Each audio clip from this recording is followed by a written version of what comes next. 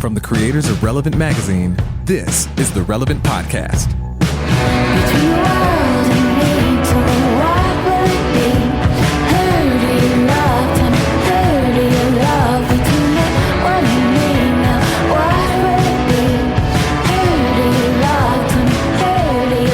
It's Tuesday, January 30th, 2019, and it's the Relevant Podcast. I'm your host, Cameron Strang, and here with me in our Orlando studio on the ones and twos, our illustrious engineer, my brother, Chandler Strang. Hello. On the Skype line from Loverland, Virginia, Jesse Carey. Hello, hello. First one thing, I forgot where you're from. Right, what happened? I don't know. I just ate some Cheetos, and I was distracted by trying to make sure that I was enunciating clearly in my mind. Cheetos. You gotta tighten the screws. We've only done a couple of these, so you'll work the kinks out eventually. I go into autopilot when I do the intros, and my mind wandered to the Cheeto situation going on, and But hold on, real quick. By the Cheeto situation going on, you mean the food that was just in your mouth? That's the Cheeto situation going on. All I'm saying is, after you eat Cheeto, there's remnant Cheeto that you still have to deal with. Yeah, You know? Sure, Yeah, the dust. Everything that Cheeto touched, from bag to stomach, has Cheeto remnant that you need to make sure that you're good for a broadcast situation. Very true. Do y'all have Cheetos at the office, or did you bring your own Cheetos from home? No, we provide snacks for the staff, and the Cheetos are plentiful and free They're one here. of the things you It is like manna from heaven how the Cheetos flow here at the Relevant headquarters. It is like, if you're not careful, it looks like you know, after, if you don't wipe your hands after Cheetos, it looks like you're in like a post-investigation crime scene where they just been dusting for prints everywhere. You know, you can using neon orange as like they do in CSI. CSI, exactly. From Nashville, Tennessee, that's Tyler Huckabee. Hey, everybody. And down the street, author, podcaster, speaker, and cowgirl extraordinaire, Annie F. Downs. Good morning, gents. Happy Tuesday. Happy Tuesday. Happy Tuesday for us. Yes, it is. And on the show. It feels good. In every way, it's a Tuesday. Yeah. Hey, it's a Tuesday, and I'm very refreshed. Can I tell you guys why? Oh, Cameron, you first tell us who's a guest. I was going to say, coming up on the show today, this is a big one, heavy hitter. You might have heard of him. Mr. Tim Keller is joining us on the show today to bring some gravitas to the ridiculousness. I feel like we need to behave ourselves a little It's bit. a yin-yang situation, a balance, like an old-timey scale balance thing. You got us, and then you have Tim Keller, and it kind of People start hanging on for dear life here. They just gotta white knuckle it through this opening, and then you can get to the cool, refreshing wisdom, the solemn, pithy statements of Tim Keller. Yeah. Hey, I'm excited. It's Tuesday. I'm very refreshed. Got a lot of energy today. Can I tell you guys why? I'm very excited to talk about drinking that. that Food Lion seltzer. Annie, first off, water. First off, before a little behind the curtains, Annie's making fun of me because she saw me take a sip of a beverage. Which she said, "What is that?" And I said, I just had never seen the can before. It was a new can. It was a brand. It was a blank white can with basically Helvetica lettering on it. It says seltzer water, and it, kind of like they had it lost in the bunker at Lost. You know, just kind of like white labeled thing. The Food Line design team the B team must have been involved in the seltzer water. They phoned in the seltzer water cans. I will give you that, but it doesn't change the quality of it, Annie. I'm not. I'm not one of these people that sit around watching HGTV in yoga pants, drinking LaCroix all day. Okay, I am a man of the people, Annie. I shop at Food Lion and I buy the cheapest branded products they have, and that's all I need. And you're so happy. I love it. I just have never seen the can. You're implying that I went real rage on you about not drinking LaCroix when really I just had never seen the can before. It was mockery. And seltzer water, just pure seltzer water, is so gross. I think I agree with you 1,000%, Annie. So much. Even the flavored seltzer water is an acquired taste over a long period of time to me. But, I think once you acquire it, though, I think people like Jesse, you actually do enjoy it. And then you drink other stuff and it's like, whoa, there's too much going on here. I think your mouth changes. Yeah, exactly. And speaking of kind of sophisticated, isn't that why you're refreshed, Jesse? I feel like we jumped all over your sorry. That's totally fine because it actually has to do with my sophisticated taste. I stayed at a winery in a cabin in the Blue Ridge Mountains this weekend and totally refreshed. It's like a retreat. And really? I attended a wine tasting one day, and I knew that's not my thing. I'm not I'm a man who drinks Food Lion seltzer water. I'd be surprised if a wine tasting was all. I've never been to one, not really my thing. But I knew going in, I got one option to play this, and that's to be the tasting ham, because you're in there with No, this is what you did at Space Camp. It was people you there. ruined everyone's experience at that winery people tasting, there didn't you, Jesse? are passionate and serious, and then you are like, you know what this needs? Somebody who doesn't take it seriously. Did you wear a robe, No, Jesse? here's what happened. So I bet you wore a so robe. this particular winery is not far from like a very large ski resort. Okay, so there are a lot of people that had come down the mountain from the ski resort to come to the winery, and they look like they just walked off the chateau in their turtlenecks and fancy sweaters. They did. Yeah, they quite literally did. and I don't know if in these wine tastings, it's a whole social thing. Everyone's taking sips and they're telling you about. And so I just decided I was going to make commentary on everything to the class, and and I just decided everything was going to be oaky. So like everything, you taste those oaky notes. The notes are very oaky.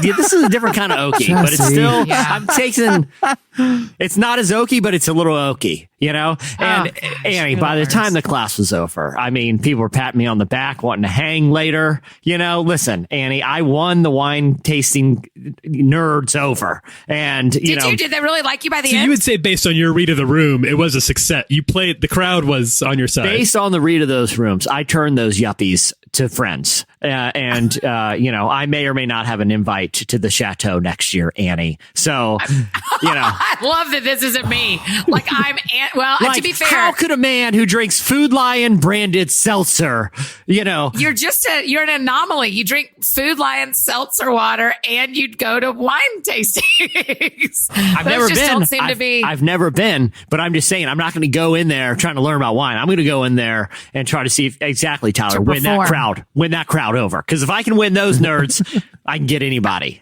How many people were in the wine tasting with you during your performance? About a dozen or so.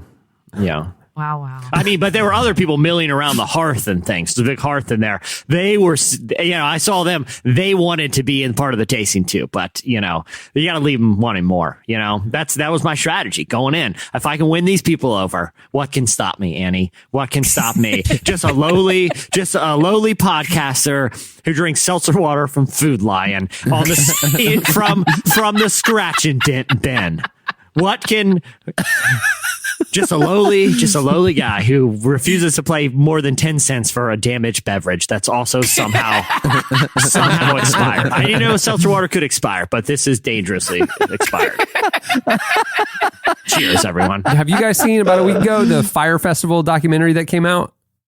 Both of them. Both of them too. It's a double header. But one was on Netflix. That's one I saw. The other one was on Hulu, right? Yes. Okay, I don't have Hulu, so I didn't see that one. Which one was better? Well, I did a double feature, and Annie, I think you did as well, right? You watched both. As a good member of this podcast, I thought I need to watch both of these because I bet we're going to talk about it. So I really did. I did my research. I want to hear your review. So the summary is Fyre Festival was the famed about a year ago or so, famed high-end experience music festival for elite people to pay like $10,000 to $50,000 for the experience to come to a private island in the Bahamas and have this like very aspirational music festival experience. It went famously horribly wrong. Yeah. It was like refugee status facilities. Like they were literally FEMA tents. Yeah. They were unprepared for everything. It was a disaster of famous proportions. The founder, Billy, is in jail right now because of the fraud and everything. So 2 documentaries came out this week. Everybody's talking about it. So yeah, I want y'all's take. Okay, so here's my hot take. I watched both of them, and I think there's a chance. Huck, you need to confirm or deny. Okay. I think there's a chance Netflix and Hulu are in cahoots about this because you need to watch both of them to understand the full story. They, like the actual guy, Billy, the guy who's in jail, is in the Hulu one doing interviews after it crashes. There were some questions about it because they paid him. They kind of crossed into some ethical gray area by giving him money. Paid him. Yeah, they paid him reportedly 6 figures to appear in their documentary, which does, like Tyler said, that's a major ethical. That blurs, especially you're allowed to pay people to be in documentaries. To save face for journalism and not disclose it. You have to you can't pay someone to be interviewed, not disclose that. That's an ethical violation, and you're not supposed to pay a criminal. It's not a legal violation. It's just ethically, you should tell the viewer that this person was compensated to come on and kind of give their side. But. And the other ethical issue is, should someone be allowed to profit from defrauding people? So now he's getting a $250,000 paycheck because of his role in defrauding people in a sensational way. So it's too. I wish I'd have done this yesterday. You know what I mean? There's that ethical dilemma as well. Huck, what did you think about the two? Which one did you like better? So I've gone back and forth because I think they're both pretty riveting. I think the Netflix one just felt like it had a little more money behind it, a little bit slicker production, a little bit the narrative was a little more cohesive, and I could tell there was some really experienced editorial hands behind that. But I think pound for pound, the Hulu one might have had more just drop your jaw. Oh my goodness, I can't believe that this is what actually happened.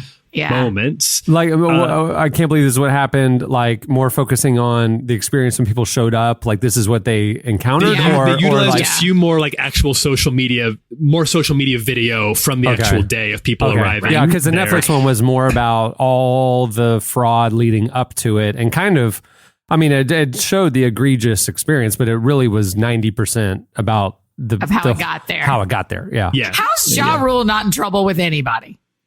Ja's got his own game going. If you look on Twitter, he's going at it with people on Twitter. He is. He's not playing on Twitter. I'm like, defensive. Dude. Yeah. If I was him, I would just lay low right now. But he's exactly. Did you hear that the nice lady who ran the food thing in the Bahamas, where she lost her life savings $50,000? By food thing, he means like a restaurant. She ran a restaurant. Well, but more than just a restaurant. She fed all the workers. She fed all the people who were stranded, catering out of her own business pocket, assuming she was going to get paid, never got paid. Wow. And she was crying on the thing, just saying that she was so hurt by this, and it destroyed her life savings and everything. A GoFundMe was started, and over $250,000 has been raised for her as of us recording this show. And you can see all the people who've donated. Ja Rule is not one of those people, and he should be one of those people. But once again, it's up to us, the proletariat, the people, to cover up for the mistakes of the 1% up there who's allowed to just fail as many times as he wants to. Yeah. Jesse, have you watched both of them? No, I haven't. I've just seen. I haven't even watched the Netflix one in its entirety yet. But I was locked away in a chateau recently. That's right. I forgot. It's. Like I said, the Hulu one, the whole premise of paying the guy does kind of rub me the wrong way, though. Same. For okay, sure. so listen, yesterday I went to dinner with some of my former coworkers, and we had an experience, not just like Fyre Festival, but we planned an event.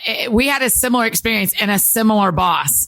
And we sat around and talked about man, it was purely luck that there's not that the thing we were a part of a decade ago didn't have quite the visualness of this did, because everybody got screwed like this. People didn't get paid like they were supposed to get paid.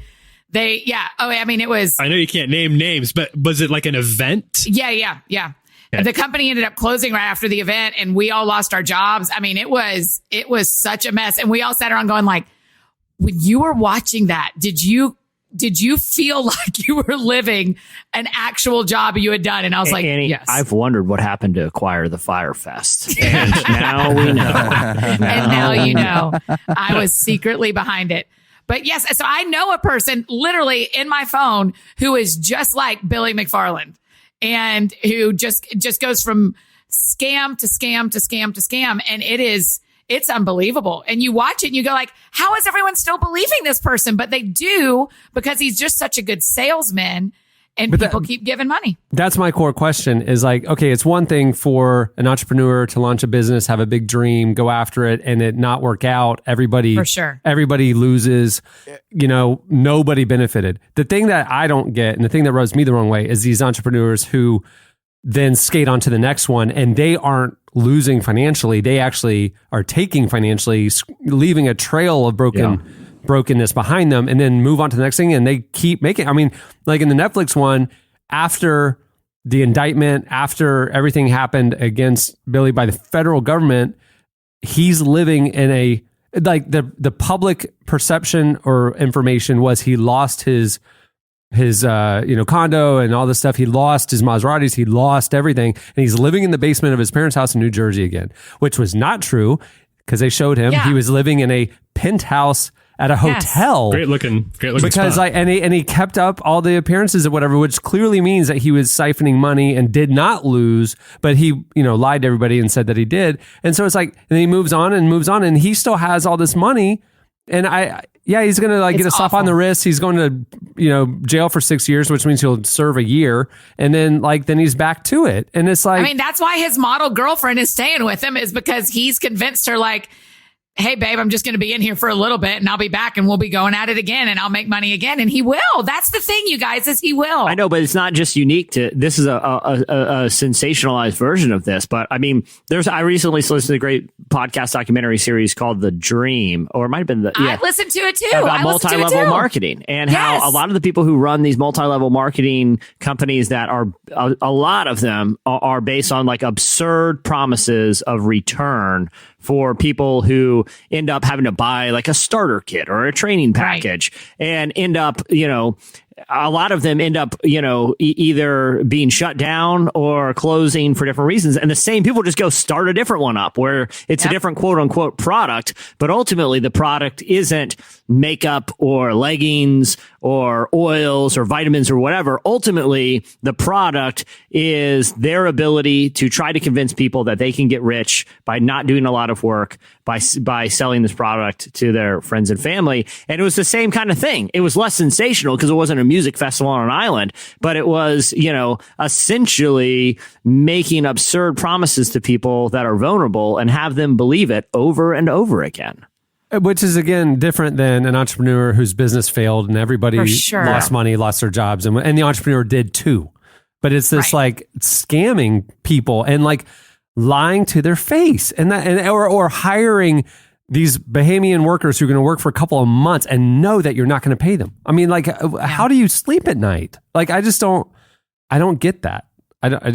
It was very disturbing to me. There's that feeling of untouchableness, I think, for a lot of these guys, that sense that I'll be fine, I'll bounce back no matter what happens. And you have to really divorce yourself from the reality of the people who don't have the sort of safety net that you have by virtue of the privilege that comes with probably money, that comes with just the amount of money that you have. You will be able to bounce back.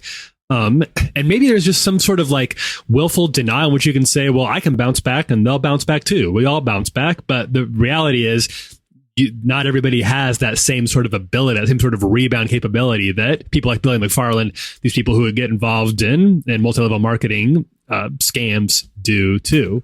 And that's being as charitable as I can be towards them. The other option is just they don't care at all about anybody besides themselves. Yeah, I don't know that he cares about anybody but himself. I don't think Billy does. No, that was my impression. In the stories you read about guys like that, they really don't care about anybody else. It's what can I get out of this situation? What can I benefit? And then that's the only thing they look at. Mm-hmm. And it's if you weren't smart enough to kind of hustle your own part of the action, that's on you, not me. They look at the world through winners and losers, and it's I'm a winner. I'm fine.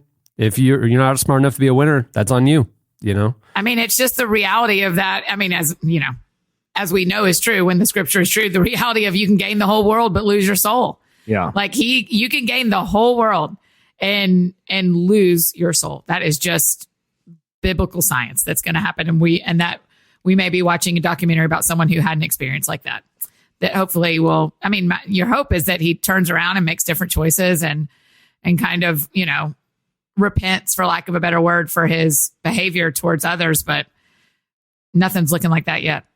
You think you he'll would only hope- serve a year of his 6 years? Is that how this works? For I mean, even murder sentences and stuff, unless there's like without parole as part of the sentencing, of course, good behavior stuff. It's over maxed out prison systems and stuff. They're trying to push out guys who aren't like risks to society. Because So the Hulu one talks about him that he's already making money again in jail because he's teaching other prisoners how to do some sort of music. What was that part? Do you remember at the very I can't remember end? what it was, but some sort of He's another he's scam, already another making scam, money. another- He's another already scam. making money in prison. And making money off of Hulu documentaries about his failure. I can't Pretty good believe gig if you that. can get it. I wish I had known that. But And then like, he got paid. why wouldn't the lawsuits? I mean, because like there was like massive $100 million plus class action lawsuits and other lawsuits that have been levied against him for the fraud and everything. Like, so he made $250,000 from Hulu. Well, wouldn't the liens on him immediately snatch that? I mean, it's not like he has an offshore bank account or something. But you see the lot too, like, some employee or something that won a big class action suit against like a pharmaceutical company, or the judge may say you're owed $50 million or whatever, and they're never actually going to see that money because they're just going to keep appealing it, and it's going to get held up in court forever. It could be one of those type of situations where, due to legal maneuvering, the people who, were wronged may never have it righted for them. Yeah, Ja Rule to me is more infuriating, or equally as infuriating as Billy, that he's just tweeting and on radio shows and like, sorry, you guys, that is weird, right? And you're like, you did He's this promoting too, a man. tour right now. He's promoting his own tour with his new little icon company that is basically the Fyre replacement. I mean, Right. like look on his Twitter feed. That's his pinned tweet right now is his tour dates. Right. I'm just like, right. if you go to a Ja Rule concert, you're complicit.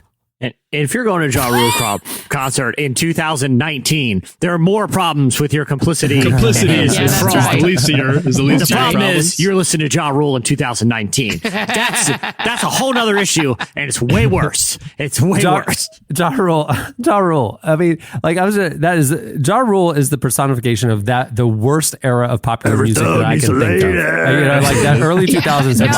No, listen, on our drive home from dinner, we just rolled through Ja Rule last night. It was so fun. Ja Rule You and listen to J-Lo. Ja, you're I mean, putting money in that scam artist's pocket. Annie F. was- Downs.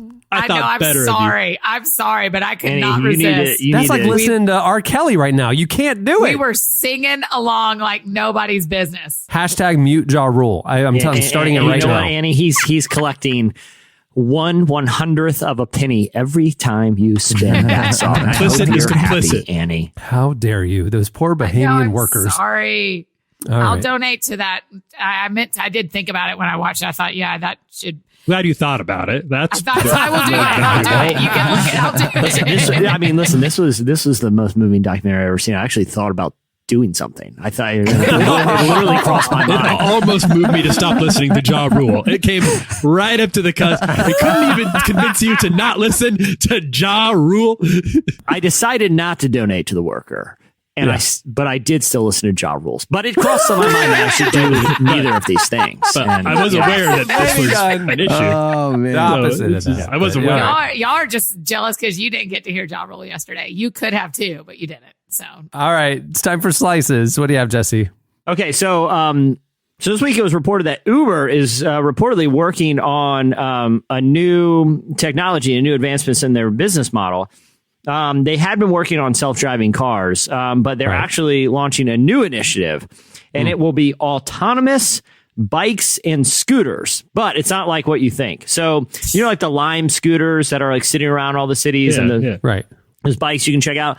So for anyone who doesn't live in a city where they are there, you can go rent one of these scooters, or you can actually make money by being a person who retrieves scooters around town. They all have GPSs on them, and then returning them to their charging stations. But that element of the business model is something that these companies are still trying to figure out, because a lot of people, it's hard to make it worth driving around your town to find these scooters and returning them for a couple bucks each, right? Oh, wow. So what Uber is what their new initiative may be, and according to this report, is they're going to do a bike and scooter rental where when you're done using it, it will drive itself all the way back to the closest charging station. Wow. So you might be walking down the street and see a bike riding by itself, like a ghost bike rider, riding to a charging station, or a scooter just scooting along with no one on it, riding to the charging station. That's how. So they're like, okay, we already have autonomous driving technology, right? Oh. And so we already have like GPSs around where things can know where things are. So why don't they just cut out the middleman and just have these devices drive themselves back to the charging station? So obviously this is technically extremely complex. And if I'm walking down the street and see a bike riding towards me, how does it know I'm there and it's not going to hit me? It seems incredibly complex, but they think if they can crack this, they can crack the business model. That is going to be so creepy. But that's what they're doing with the autonomous cars too, Jesse. They have to teach it. We talked about this on the podcast a few months ago. Yeah. They're teaching it how to make moral decisions about if a crash is inevitable or the car has to swerve onto a sidewalk where there's pedestrians, teaching it what life is more valuable than other lives. Like if it sees a baby or a stroller, avoid that, but hit the homeless guy. That's what that's what the report said. And so these bikes will be doing the same thing. These bikes will be taking out homeless people left and right. Yeah. Does the bike choose to go through a pane of glass that two construction workers happen to be clearing down the sidewalk of that, or that poor guy's melon cart that gets hit all the time by vehicles? If it has to choose, which hilarious scenario will it choose? This is the future we're living in.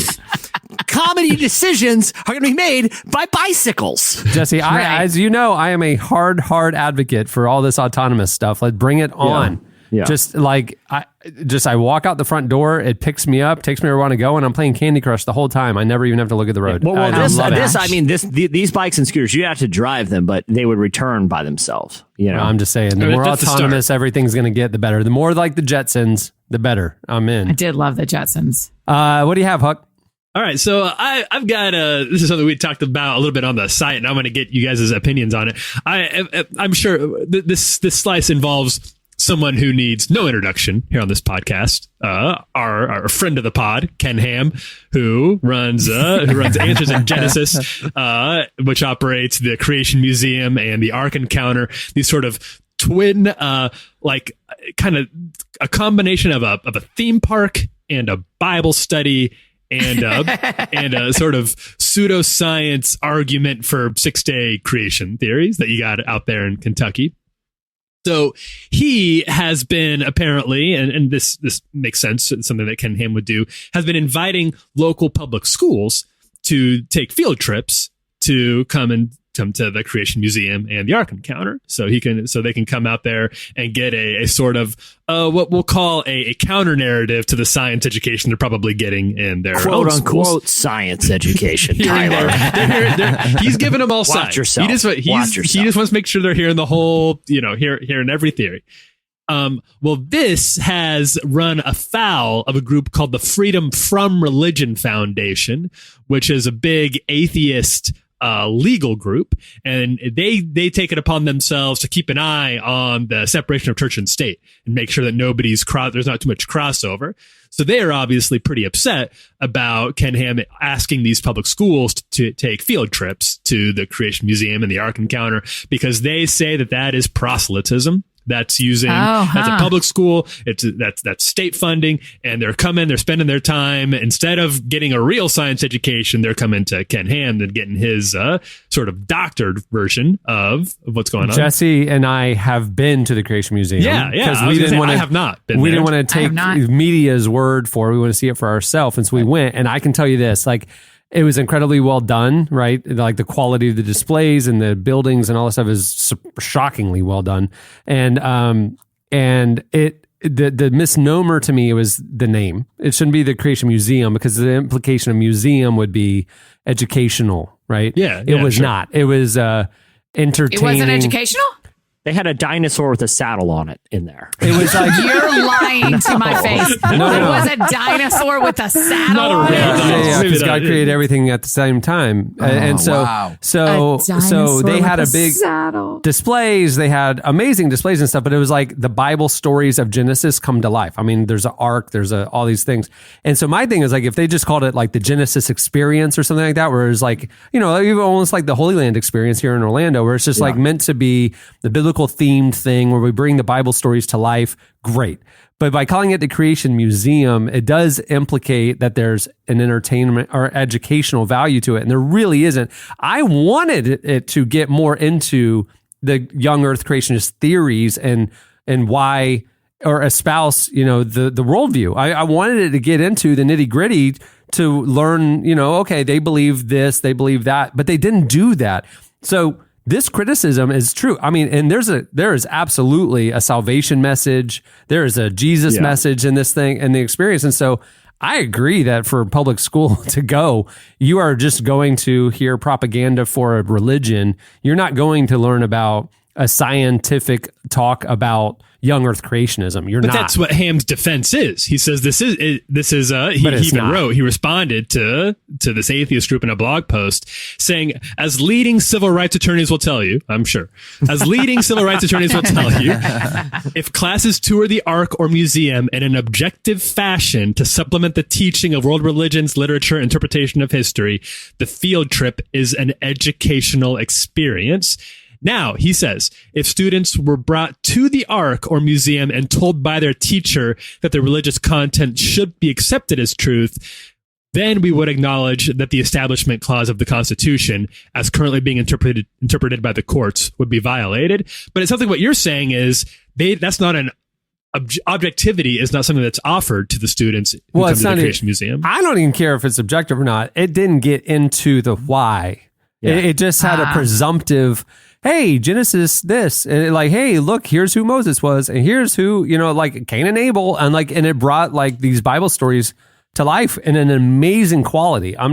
But it really wasn't about the science of young earth creationism. It was shocking giving the name of the building, but it's a presumptive that this is our worldview, but it really just laid out the stories of Genesis. That's what the building was. And it's just like, it just wasn't scientifically satisfying to learn about their theories. Sure. You know what I mean? But I mean, Ken Ham's argument there is interesting because he's saying that, I agree. You don't teach them that this is science.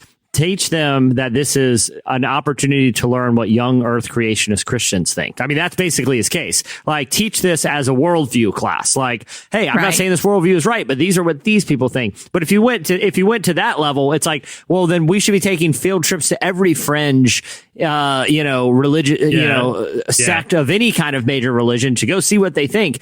I don't really feel like his argument holds that much weight because if my kid's in public school, I don't want my kid to be subjected to a field trip where he has to go to like a Satanism, display or necessarily. I mean, I agree that like learning about the different world religions and different worldviews about different topics is valid, but like to subject them to an immersive full day field trip, I would be problematic if I was of a different religion or a different worldview. You know what I mean? So that's people rarely think about it. It comes up so rarely in these freedom of religious expression arguments.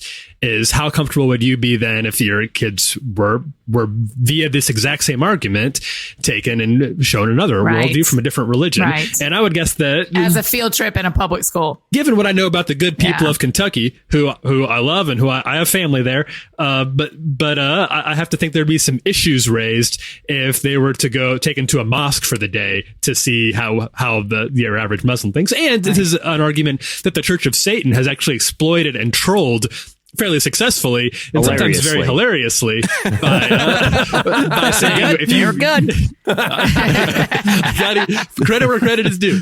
They know how to use they know how to use the laws in their favor too, and that's why there's a statue of Baphomet at a courthouse in, I believe it's in Ohio, because they're saying if you have the 10 Commandments there, then you have to make room for all religious. For our goat-headed deity, hilariously. That's what you sent us a picture of, Huck. That's what that our picture. Hilariously heavy metal goat-headed deity with children worshiping it. I get it right there. It is interesting to me that a lot of the Christians espousing for religious freedoms in America are playing the victim card of persecution against our faith, whatever.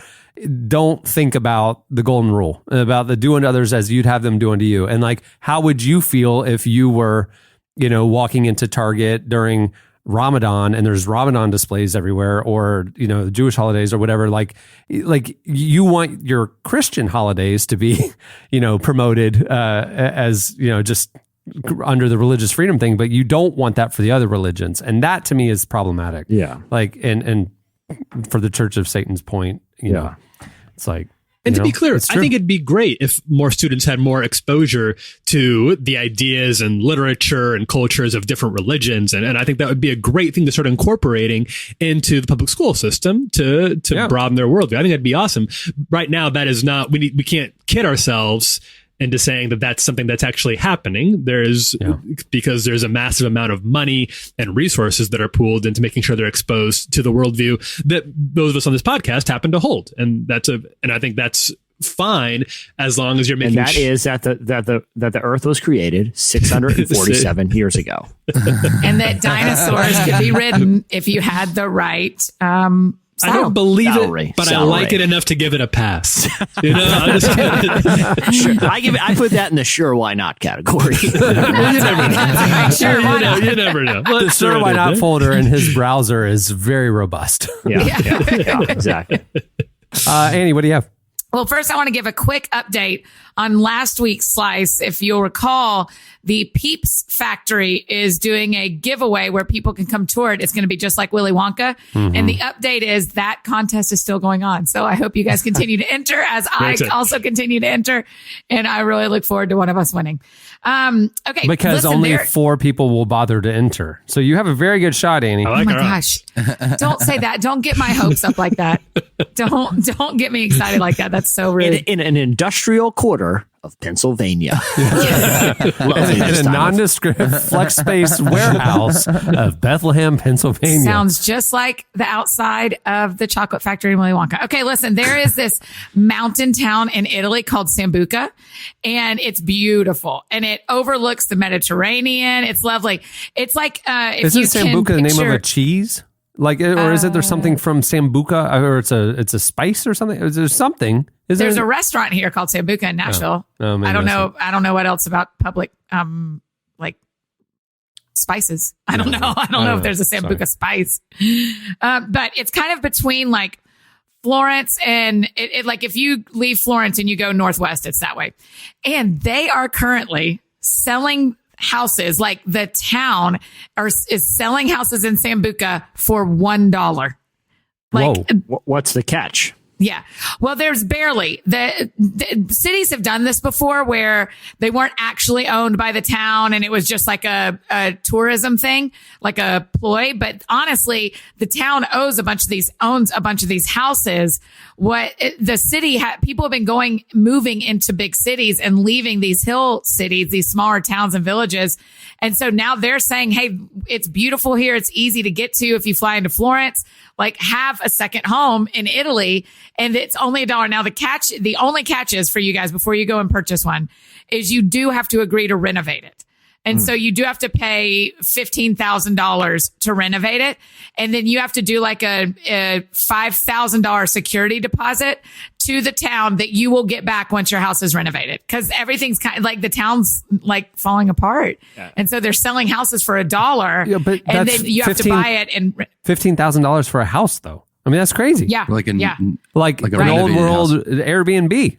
Yeah. Yes. You have to do it within 3 years. You have to renovate it within 3 years of buying it. And you have to spend the minimum you have to spend is $15,000. There's a lot of, but towns like this and do the math. I mean, it was a state. I want to say it was like New Hampshire or something a few years ago. We may have talked about it on this podcast where they would pay if you work at home and you work for a company out of state, if you are willing to move there and work from a home there. So basically a way to bring income into the state. We talked they they would give you something like $50,000 or they would give you a bunch of cash because they had worked out the math that, something like this, where essentially we can either give property away for free or literally pay people to come here. And at the end of the day, this will be better for the economy. Yeah, because future economic impact. Yeah. Update: Sambuca is an Italian liqueur.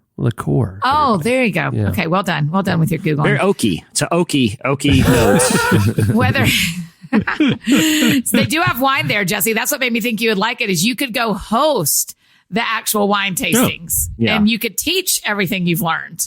So far, I would dump the wine in the sink, break out the Food Lion seltzer, and say, drink up, everyone. You're at the house of a man of the people here, and I want you to. You'd have to import. It sounds the Food fun. Lion They said seltzer. in this article that came out just this week.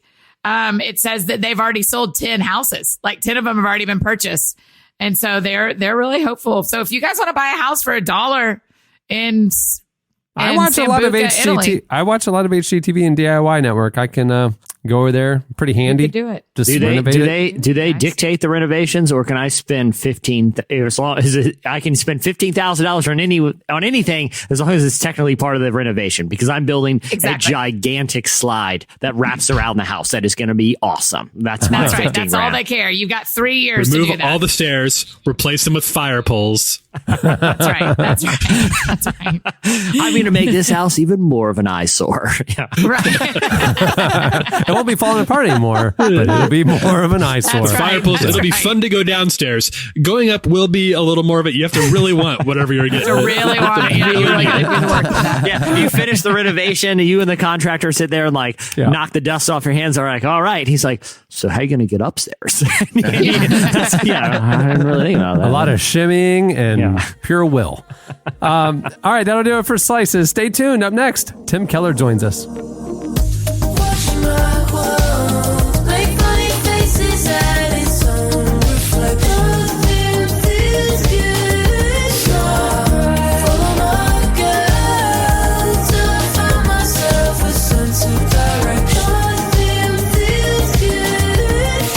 You're listening to The Japanese House. The song is Follow My Girl. At the beginning of the podcast, you heard Adia Victoria with Different Kind of Love. Well, today's episode of the podcast is brought to you by Samaritan Ministries. Samaritan Ministries is a healthcare sharing ministry with over 250,000 Christians caring for one another's needs, from broken bones to cancer, pregnancies to organ transplants, all without the use of traditional health insurance. With the beginning of a new year comes the opportunity to evaluate improvements to your way of life, and that includes your health care. Samaritan Ministries members say they are happily uninsured and never plan to return to insurance. Healthcare sharing with Samaritan Ministries gives members like Jordan and Danielle from Indiana the chance to directly affect someone else's life.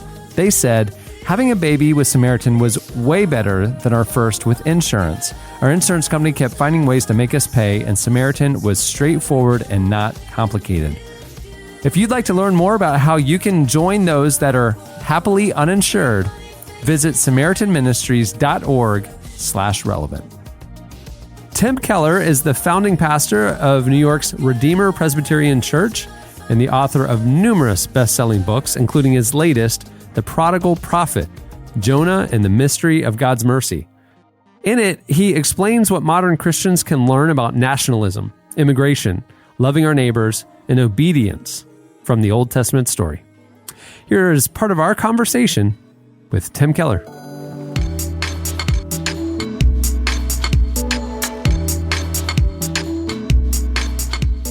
Your book, The Prodigal Prophet, came out in October, and it seems to me that it deals with a couple misconceptions, and I wanted to unpack those a little bit. The first one being about the story of Jonah and how you feel like there's a disconnect between the popular understanding of that book with the whale that everybody knows about and a more biblical understanding that is maybe a little truer to the text. Could you get into what that means and why you feel like that needed to be addressed? Yes, the popular conception of the book of Jonah is kind of like a fairy tale. At the very center of it is the whale, or the great fish. And Jonah is disobedient, and he gets eaten by a fish, but God is merciful and doesn't let him die in there. And there he repents and says, "Oh, I'll do what you want." And then he spit out and he goes and does what God wants. So the fish plays a very, very, very big role. It's actually the main point. You might say it's the main dramatic mechanism of the story. And it's reduced to Jonah being afraid to do God's will, and then afterwards repenting and going and doing it. Of course, what that does is it cuts the biblical story in half, because that's actually only chapters 1 and 2, not 3 and 4. And it foregrounds the fish, whereas what's so intriguing about the book of Jonah, as weird as it is, even in the Bible, for a man to be swallowed by a fish and then to survive, it's not described much. I mean, ordinarily, the way you describe something that if you're an author and you're trying to make this a very important part of the narrative, you give some description. You say he was huge, he had great teeth, he was, green and scaly, but it's just spoken of in the most matter-of-fact way that shows that, at least in the narrator's mind, it's not a major part of the narrative action. In fact, it actually is exactly the same as the plant, because the word, it's a God appointed a fish for Jonah. That's in chapter 2. And then the same term is used in chapter 4. God appointed a plant to grow up over Jonah's head, and then it died. And in both cases, God is taking some non-human object to teach a lesson.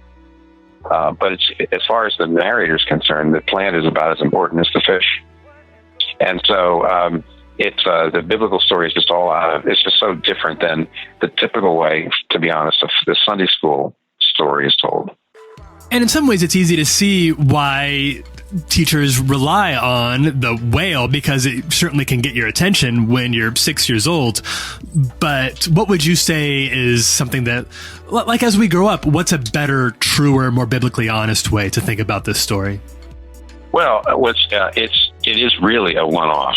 First of all, it's there. Even though Jonah is in there, along with all the other prophets, so you have Hosea, Joe, Amos, Obadiah, Jonah, Micah. You have all the prophets, but all those other prophets are books of prophecies or sermons by the prophets.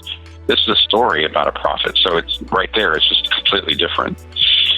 Secondly, even though Isaiah, Jeremiah, Amos, they sometimes speak to the nations, to the Gentile nations, no one had ever been sent out to a Gentile nation. No wonder Jonah is just completely flummoxed by it. So God can really, he can start to do some things that he hadn't done in the past. Innovation in ministry, obviously, can happen. Thirdly, what you have here is something pretty remarkable, which is a very disobedient prophet. I mean, you can see Jeremiah getting very unhappy at various points and depressed with the bad news he has to give people. But to have a prophet of God willing, in a sense, to throw his life away almost, rather than go to a particular group of people and give them a chance to repent, does show something deeply wrong with him and his faith and his regard. And if he would really say, I would rather die than have this particular group of people repent, then there's a certain animosity to that nation or to that race or to that group of people that just shouldn't be there. In other words, their spiritual welfare is not as important as my, obviously in the book I try to say, the national interests of Israel are more important than the spiritual good of those people. And that's a major failing on the part of a leader in the true religion. And so there's all sorts of, it just bristles, you see, with all sorts of lessons that the modern church needs to be thinking about. And modern Christians need to be thinking about. But do we really have? Are we more concerned? I mean, obviously, I don't tease it out too far in the book, because these are based on sermons, and sermons you're basically trying to preach the text. I don't want to take it out too far, but really, when you are more concerned about your own economy than about the spiritual good of people who are trying to get in here and who trying to get into America and who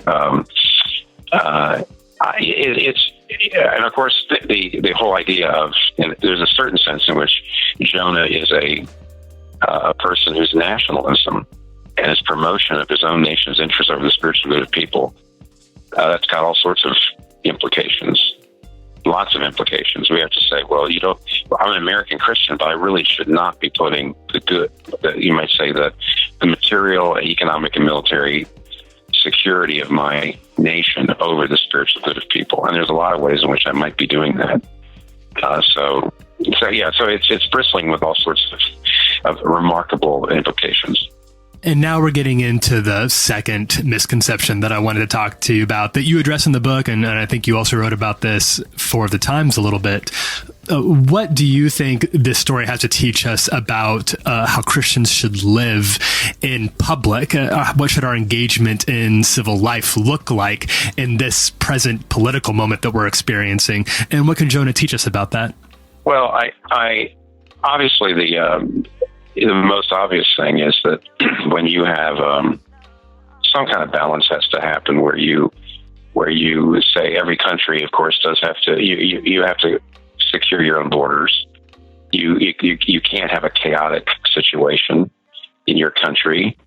You would, in a sense, you wouldn't be really looking out for the welfare of your own families and your own people if you really didn't have some kind of control over your borders. On the other hand, the Bible really is an anti-racist book. There's a million ways in which the Bible is speaking against the idea that one race is superior to another race, or that one culture, should see itself as smugly superior to other cultures, and that all people need to hear the gospel, and the second great commandment. I think I mentioned that, but hardly in the New York Times part. The second great commandment, which is love your neighbor. When Jesus was asked, well, give me an example, he gives an example of a man loving in a very material, practical way somebody of a different race and religion. I mean, that's when you ask Jesus Christ, give me an example of loving my neighbor. He picks on a man in the story who is looking at an enemy, basically, looking at somebody who is actually militarily and politically and socially an enemy of his own people, and he helps him. And so that has to at least change our attitude in the way in which we look at immigration, and the way we look at refugees and immigrants, and the way we look at how we, as American Christians, regard people in the rest of the world. We just shouldn't have the fortress mentality. We shouldn't have the negative attitudes toward various races and classes of people. And Jonah is just one more place in the Bible where the Bible is saying not to do that. It's like the Good Samaritan, except Jonah is the bad Samaritan. Jonah's the opposite of the Good Samaritan. It's almost like the reverse of it. So I don't know if you think I'm being above the fray. What it means, of course, is I don't want to come down and say this is the biblical immigration policy. I think that would be going way beyond the text. And it's really, at that point, you're really, when you start to say the Democrat or the Republican approach to immigration is the biblical one, then you really are you're letting the Christian church or the Bible, Christianity become a pawn of a particular political party. That's the tail wagging the dog. It's just wrong.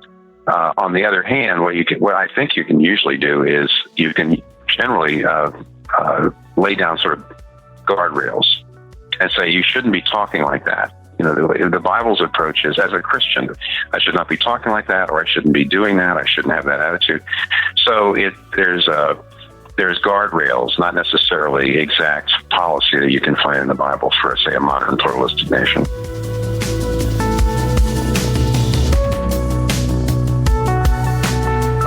That was Tim Keller. Make sure to check out his brand new book, The Prodigal Prophet, Jonah and the Mystery of God's Mercy. It's out now. Well, in the evening sky, I cast my eye with you on my mind. And the stars can speak, they tell me to sleep, to see you in my dream. And in the evening sky, I cast my eyes, a beautiful view. Oh, well, I'm lost again in thoughts of you. You're listening to Yellow Days. The song is How Can I Love You? No, for real, how? Well, today's episode is also brought to you by Squarespace. Creating your website with Squarespace is a simple, intuitive process. You can add and arrange your content and features with the click of a mouse. Squarespace even makes adding a domain to your site simple. If you sign up for a year, you'll receive a custom domain for free for a year. You can design a best-in-class online store with Squarespace's award-winning templates, customizable settings, and more, all without a single plugin. You get access to their seamless commerce tools, including all the things you'll need to track inventory, process orders, and send custom emails in one intuitive interface. Squarespace Commerce allows you to understand every aspect of your business. Squarespace also offers incredible 24/7 customer support. You can go to squarespace.com/relevant for a free trial. And when you're ready to launch your site, use the offer code RELEVANT to save 10% off your first purchase of a website or domain. Squarespace, set your website apart. Okay, it's time for... You listen to the show and it's time to get to know you. It's the listener of the week. Our listener of the week. Jesse, who have you selected this week for our listener of the week? Well, this week I wanted to go for someone that had alliteration in their name. So I went with Pierce Perry. Welcome to the show, Pierce Perry. Welcome to the show. Thank you so much for having me. This is an honor, a true honor. Pierce, So, where are you calling us from? I'm calling you guys from Winona Lake, Indiana. I'm a college student at Grace College and Theological Seminary. So we had chapel just a little bit ago. So I've been chilling, and then I have a class at 1:00. So what was the message? What was the message? Hey, what are you doing? What are you doing after the class at 1? I mean, go through your entire Trapper Keeper itinerary. I like it. Well, yeah, so I had class this morning. Then we had chapel, and then I have financial accounting at 1. And then the rest of my day is just pretty chill after that. So what are you studying there in college? So I'm a biblical studies major, and then I'm minoring in general business. So what are you going to do with Attaboy. that? Like a Bible business? the plan is just to work for a local church. I don't know where that's at specifically. I have to figure that out in a couple months though, because I'm graduating. But other than that, yeah, I've just been enjoying it here. It's really cold. It's Sure, like why not? I think you made a good choice. I think no matter what field you're going into, you should minor in business. Honestly, like artists should minor in business. Yeah. Ministry Agreed. people should minor in I agree. business. Yeah. I mean, it's a foundation I'm that'll kind of serve regretting you. it right now just because I'm taking this really hard financial accounting class. I was up till 2 o'clock in the morning working on it. So, but other than that, it's been great. That'll be worth it. Like they call it financial accounting as opposed to what other types of accounting? There's Brain. all sorts of managerial accounting, intermediate accounting, but this is just kind of like your base level entry Base into level. financial accounting. Gotcha. Okay. Sounds really Wow. boring. It's not that bad. All right, Pierce Perry, you gave us 3 interesting facts, and I'll start at the top here. You threw a bachelor party for a guy from Mexico that you only met once. How did you end up throwing him the bachelor party, and what did this bachelor party entail? And listen, my expectations are very high right now that this better be a bachelor party that has all the excitement of someone who is an accountant and also a theologian has. So tell us what your depraved a weekend before his wedding entailed. Yeah, so it was actually the night before his wedding that we did it, which was never a good idea. So one of my friends from high school, she moved down to Mexico and met her now husband. And so before then, she brought him up like 2 years ago. So I got to meet him. And then they got engaged, which was super awesome. And then she was like, her sister texted me. She's like, hey, me and my group of friends, what would you guys think about throwing Onhill, which is his name, a bachelor party the night before the wedding? And I was like, okay, I mean, what do you want us to do? And she was like, just come up with something. So we kind of put our heads together to make it the most American bachelor party TGI Fridays. he could ever Laser have. tag. And so we had it at my buddy's house. And so we grilled steaks and we played poker and we had cigars and drank alcohol as well, and just had a good time. You just went there. breaks there, Pierce. Does Grace College know about this? Hopefully your chaplain doesn't listen. It was before he went to chapel, you guys. It was before he went to chapel. Yes, it was before. Yeah, it was before. All right. Had I known that our listener of the week consumed alcoholic beverages once, I would have had it. I would show someone. Okay, I'm going to breeze through this one because this one's kind of, you said the entire story in the fact. I delivered food to a Harlem Globetrotter. Okay. You know, who hasn't, right? Okay, we got to get to this third fact. Oh my God. We got to get to this third fact. Who hasn't? Here we go. I saved my mom's life when I was in 4th grade and won the G.I. Joe Real American Hero contest. Yes. Please tell us what in the world. Wow. Yeah. So when I was in 4th grade, my mom and I, we were driving down or back home. I'm from a really small town in Ohio, so there's only one traffic light. So we were driving down the main road, and my mom passed out behind the wheel of the car. And so I'm in the passenger seat. I was in 4th grade. I wasn't paying attention. And all of a sudden we were on the curb, and I was just kind of like, what's going on? And so I looked over, my mom was just slumped in the driver's seat. Man. And so scary. I was kind of like, okay, I was like, Mom, I'm like, what's going on? And so so we hit a sign, and then from there I grabbed the wheel and recorrected it onto the road. And then I was so her foot was on the gas.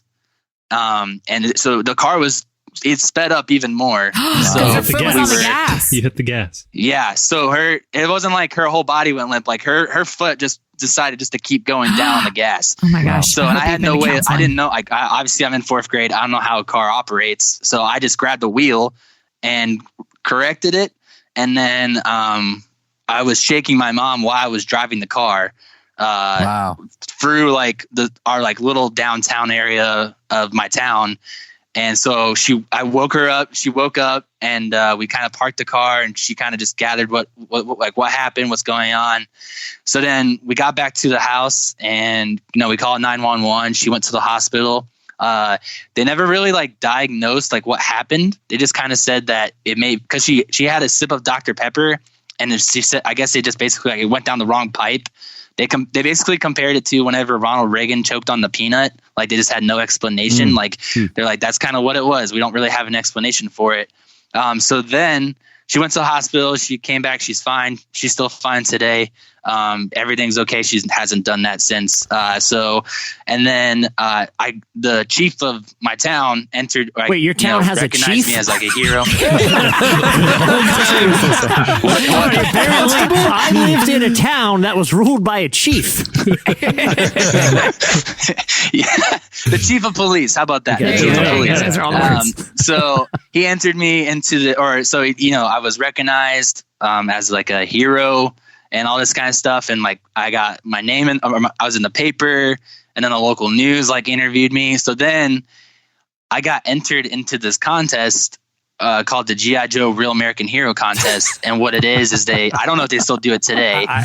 Jesse, you now have a new life goal. I know, exactly. This sounds right up your alley. Yeah, I think it's gotten to the point, I'm sure it's still around, but I think it's like basically if you apply, there's one guy in an office at the G.I. Joe headquarters, and he's like, I got a nominee, we got a new one. And it's like There's first a one. G.I. Joe headquarters? Yeah. Oh, yeah. It's like those Who's Who in America books for like high school kids. You pay your Right. $20 and all of a sudden you're nominated or whatever. It's like I'm a who's who of real American G.I. Joe heroes. Yeah.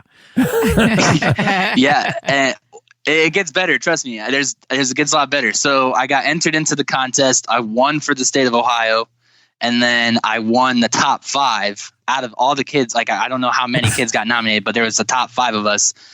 So then I would guess 50 if you won Ohio, but I mean, I can't be sure. Yeah, I'm just throwing some numbers. So, way back when Wayne Brady from Whose Line Is It Anyway? He had like a show, like a talk show, like Ellen, basically. The Wayne Brady show. I remember that. And so he found out about it, or the producers found out about it. So I actually got to they flew me out to LA, and I got to go on his show. And so I got to introduce him, and then he brought me up on stage, and he actually gave me an original Xbox that I still have. I don't think I'll ever get rid of it just because of the priceless. That's how I got it. It's a Wayne Brady Xbox. I will say this: Yeah. it's either going to go to you or the Smithsonian. So one of you. Exactly. And so. Yeah, so I did that first. So I went out to LA, and then I came back, and then they flew me then out to DC. And so, I also got a bunch of G.I. Joes that are in a box somewhere. I haven't opened them just because I'm hoping that maybe they might be worth something someday. Yeah, they're Wayne maybe. Brady G.I. Joes, of course. Yeah, and so I went to DC. I met the senator at the time of Ohio, and I think the governor of Ohio. And the chief of Ohio. I got a tour of the Pentagon, the White House. We stayed in a really nice hotel. And then I think, that too. And Hasbro owns G.I. Joe. So I got a bunch of more toys and stuff like that. But yeah, I still have all the G.I. Joes. They're in a box somewhere in my mom's basement. But yeah, so that's the whole story. Yeah, that's kind of like one of those, like, tell us an interesting story about yourself that no one knows about you. Yeah. And so I had to tell that one, and everyone's like, what? Oh Everybody my gosh, knows. that's crazy. Not many people's interesting stories involve both a nearly fatal sip of Dr. Pepper, a G.I. Joe award, and Wayne Brady somehow involved in all of this. Yeah, exactly. I have one of those very unique stories. Wow. So You are well deserved listener of the week, Pierce Perry. Thanks for joining us after chapel class. Good luck in financial accounting as opposed to grain accounting. Yeah, thank you so much. I listen to you guys every week. You guys have made my rides home more enjoyable. So if I didn't have you guys in the car, they'd be really boring. So I appreciate you guys and all that you guys do. Hey, listen, just knowing your history, I appreciate you listening to the car. Watch the road, friend. Watch the road. Don't get cocky just because you maneuvered one and it's a fourth grader. Okay, things, just watch the road. All right, Pierce Perry, our listener of the week. If you want to be our listener of the week next week, hit us up on Twitter at Relevant Podcast and tell us 3 interesting facts about yourself. Now, Pierce, he loaded it. He loaded it with one super interesting fact, a middling fact, not so interesting fact. What we're looking for is a good solid trifecta. Yeah. We're looking for a good 3. Hit us up on Twitter and maybe you'll be joining us next week. Many thanks to Tim Keller for joining us. His new book, The Prodigal Prophet, Jonah and the Mystery of God's Mercy, is out now. You can follow him on Twitter at Tim Keller NYC, or if you just want some of his wisdom, there's a bunch of Tim Keller quote accounts on Twitter as well. Yeah. I follow a few of those. Well, many thanks to our show sponsors for making this episode possible. Remember, Samaritan Ministries, if you'd like to learn more about how you can join those that are happily uninsured, visit SamaritanMinistries.org/relevant. Thanks also to Squarespace. Go over to squarespace.com/relevant for a free trial. And when you're ready to launch your website, use the offer code RELEVANT to save 10% off your first purchase of a site or domain. Hey, head on over to relevantmagazine.com. Every day there's a lot of great content going on, and the print mag, the new issue, is shipping right now. We'll tell you all about it on the next episode. If you go there, go to relevantmagazine.com/subscribe. There's a great deal going on to subscribe to the magazine. I really think you'll like this new issue. It's packed full of some great content. You can go subscribe right now at relevantmagazine.com. Well, on that note, we'll wrap things up. I'm Cameron Strang. I'm Chandler Strang. I'm Jesse Carey.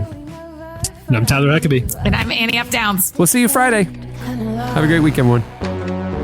Sometimes the only solace I can find are my own favorite dreams.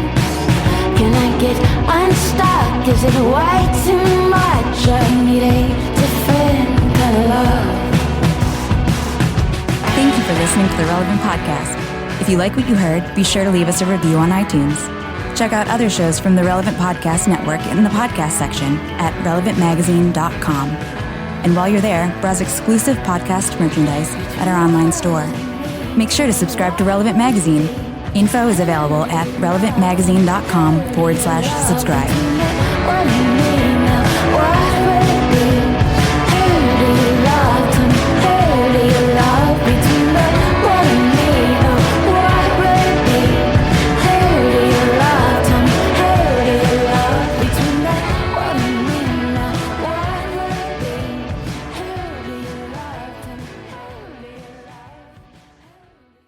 Every thug needs a lady.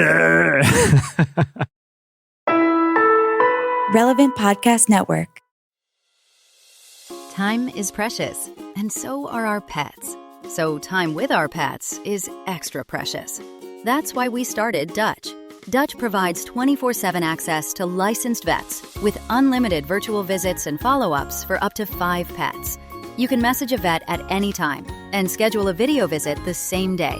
Our vets can even prescribe medication for many ailments, and shipping is always free.